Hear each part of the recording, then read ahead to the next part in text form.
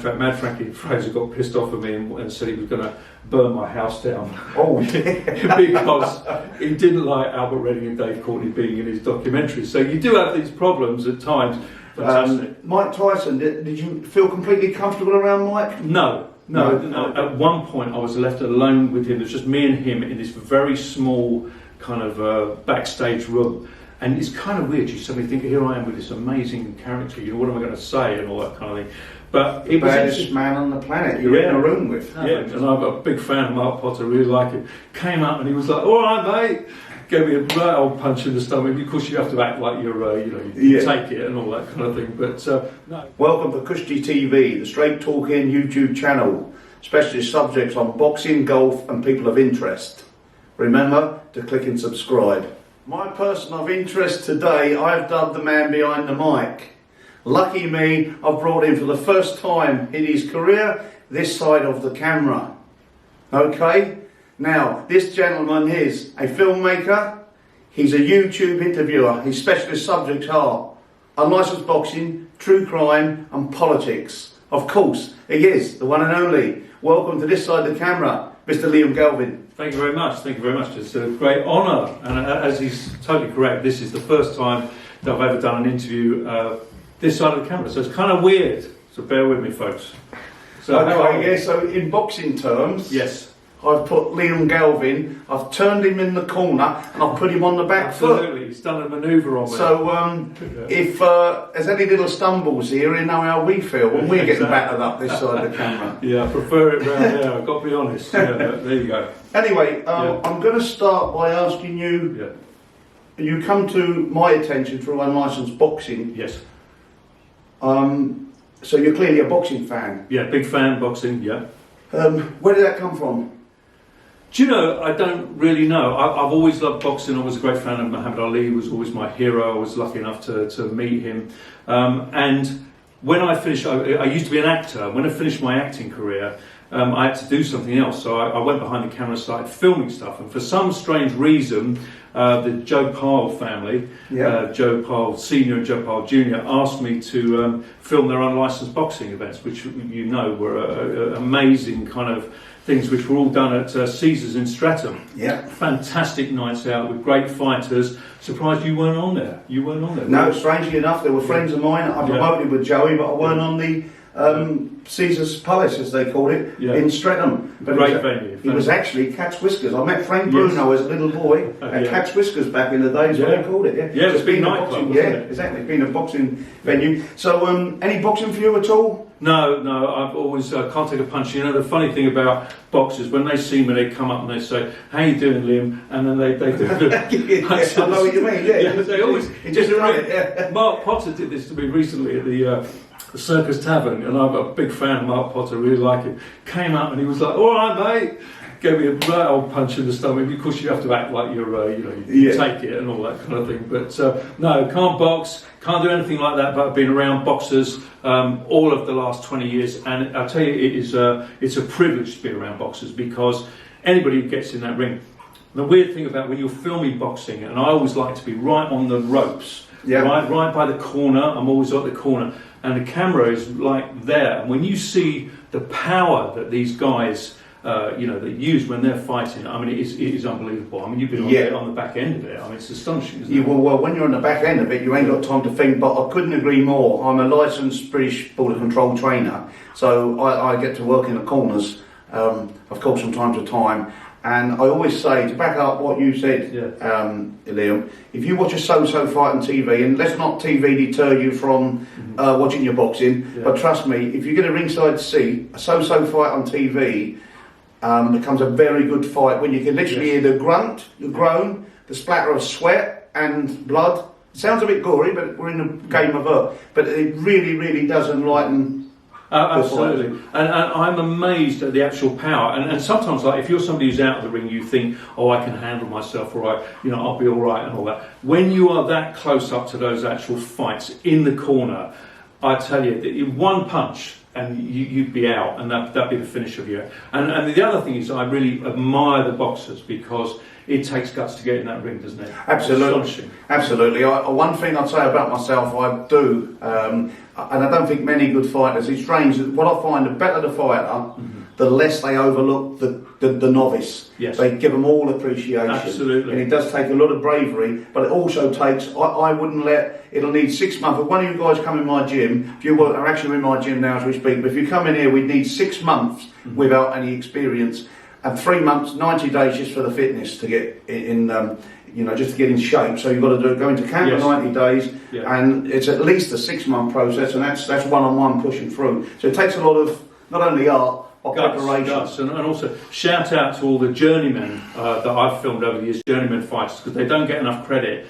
Because these guys are going in, sometimes they're fighting once a week or 2-3 times a week or something like that. Absolutely. And they can take all these shots and all that, absolutely fantastic. And I've seen some brilliant journeyman fighters who actually probably could have done a little bit better, but they great courage with these people. Absolutely. Yeah. Whilst we're on boxing, before we move on, let me ask you, what's the most successful fighter that you've ever interviewed or filmed? Or both?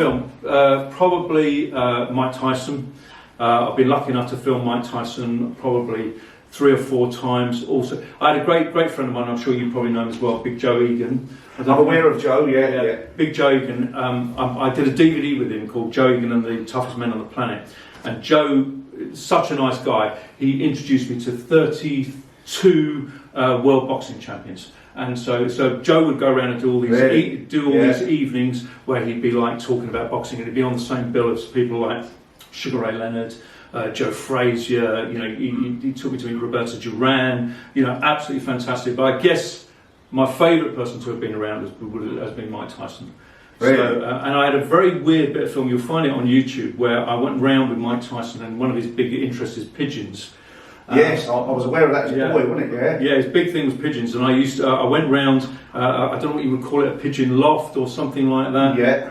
And just me and him and his brother, and I think his manager, and I spent 2 hours with him, just going around, as he was talking, about pigeons and stuff. Fantastic experience. You can see that on YouTube, and it's a very popular video. And is he? We always see that he's only 5'10", isn't he? Yeah. And everybody, what I will hit on just before we move on, everybody goes on. You've got to be 6'8" now to different animals, but there's still a lot of good fighters that were around the 15, 16, 14 and up. I was really surprised when I was with him of the height. And to think what he achieved in the ring was absolutely unbelievable. Yeah. And also, Joe took me to meet, Ray Leonard, which I know is a favourite of yours. What is Ray like? Oh, I loved him, and I thought the way he moves, he's got class, he's got elegance, he's got style. And Joe took him over to Ireland, and I filmed him coming through the airport, Ray. And I tell you, I had this amazing experience. Me and my other half, we had no car to get to the hotel, and so Ray said, "Come into my limo." So it was me and Ray and my other half being driven, and he just talked about his family, and he was warm, generous, and a wonderful guy. Absolutely fantastic. One thing sticks out to me, Ray. The reason I know he has an art. He lost a pet dog once, and he actually retired. It took about a year out of the ring. It hurt him that much. So when a man has that much love for his dog, and you should do, so dogs are lovely. But you can imagine how much love he has for his family and people, human beings. So he's just gone up again as a hero of mine. Fantastic. Mike Tyson, did you feel completely comfortable around Mike? No, I didn't. And it's a weird thing because I think he's an incredibly intelligent guy. And I think some of the people that he surrounds himself with, they are kind of hangers-on and this and that. And different times I've filmed him, he's been in different moods. So I remember filming him at Leeds Football Club with Frank BRUNO was there, Brian London was there, another boxer, Scott Welsh, and he was prowling around, and he didn't really want to be filmed, and he was kind of picking at me a little bit and saying, you're getting a bit starstruck, you're filming me too much, and I didn't really like him that night. But then other times I've been with him, he's been absolutely charming, and he's intelligent, and he's an amazing character. So it depends what day you're there with him. I guess. It's probably a bit consistent. You don't always take what you see on camera, but it's probably a little bit consistent. But what we see with Ray is he was the darling of boxing, I suppose, in a roundabout way, and he's sort of cementing that. And Tyson is what's going to happen next. Yes. And you are a bit alarmed. You don't, yeah. I was left alone. Joe Egan had a book signing down in Canary Wharf, and at one point I was left alone with him. There's just me and him in this very small kind of backstage room. And it's kind of weird. You suddenly think, here I am with this amazing character. You know, what am I going to say and all that kind of thing. But it was the baddest man on the planet you're in a room with. Yeah, just me and him. But he was charming. He was charming, that night. Yeah. Thank God. Because you know, there you go. So so that's a nice. Thanks for giving me your insight into boxing. There's some lovely stories there.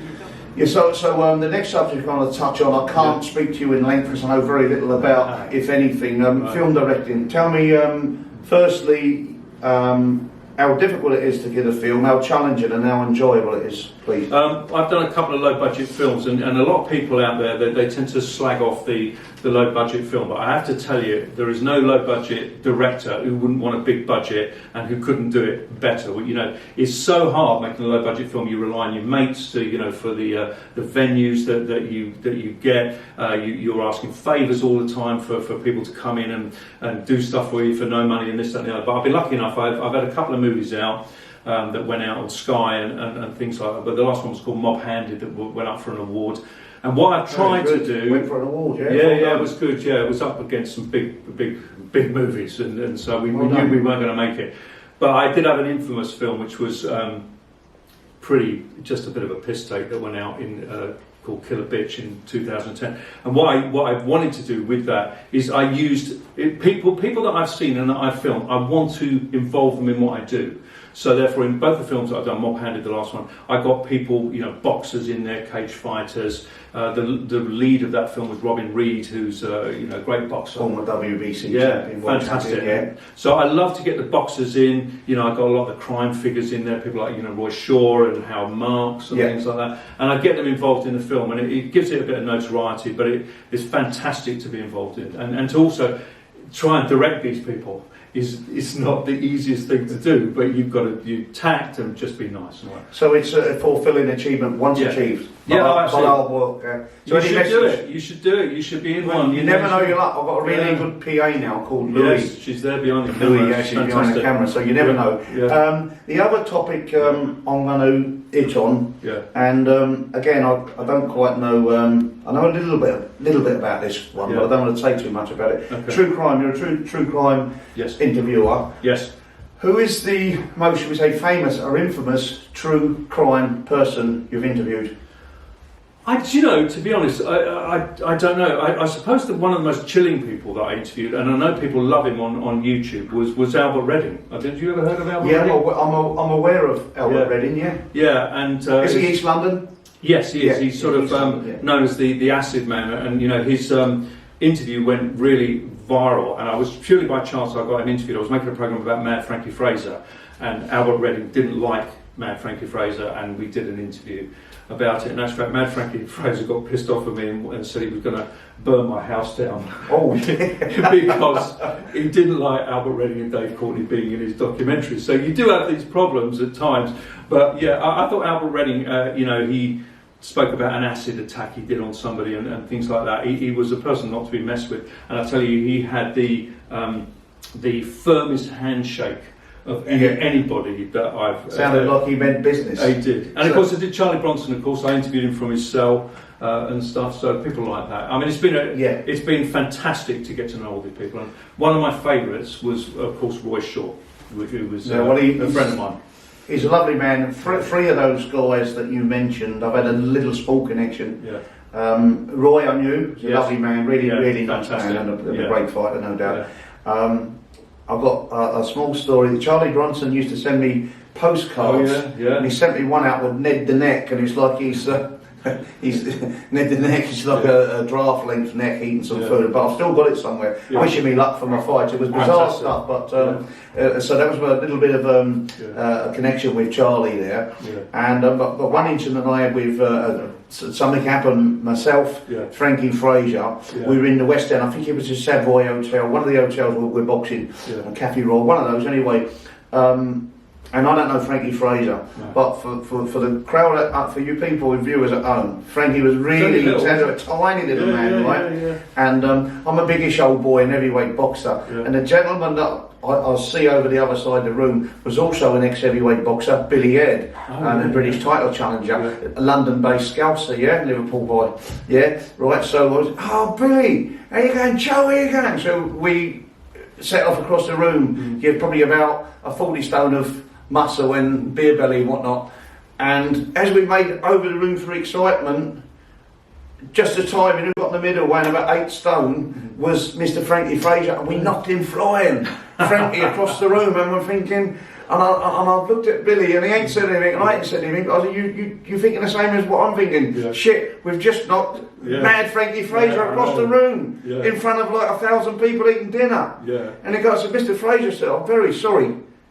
It's all right, son. He said, no trouble. It's an accident. I went, thank God for that. Anyway, so he had a wicked sense of humour, because the next day after he said he was going to burn my house down, he called up and said, actually, don't worry, son, I was only winding you up. So he was a very funny man, actually. I don't know him that well, but he would do the sort of thing that, we paid him for the first time to do the interview.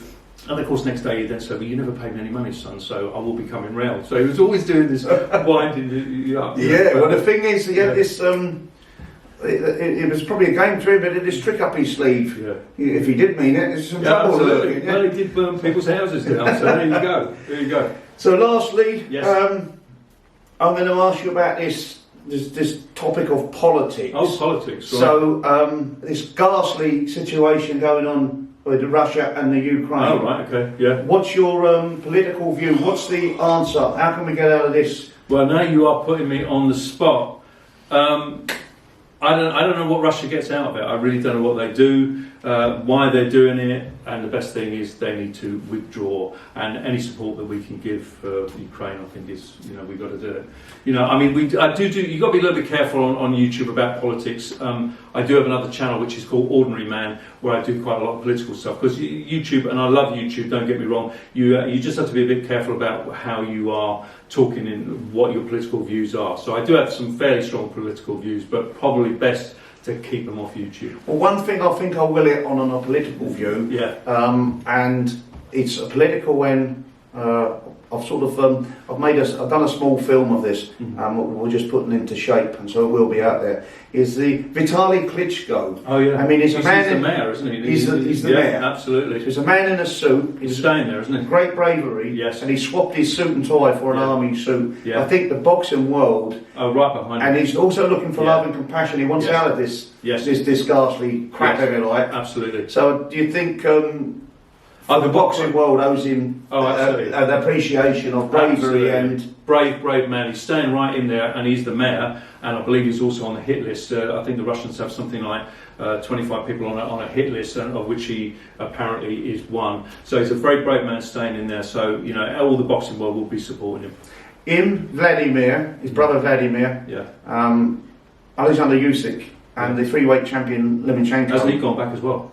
They're all back, apparently, but he'd been momentary. There was some false some accusations going around that he'd come over here but to escape it, get away, but it wasn't true. Yes. It was just on a quick film set, something he had to do, and he's back in there. Yeah. Army suits on, overalls on, if you like, fighting. Now, the underdog does win fights sometimes, so we're all hoping that with the bravery, and these boys fight with their wit as well, if they can send out with all the other brave soldiers their wit and bravery, who knows, the Ukraine could pull it off. Yeah, well, we really come on, the good guys. Absolutely, go up Ukraine. Thanks for tuning in.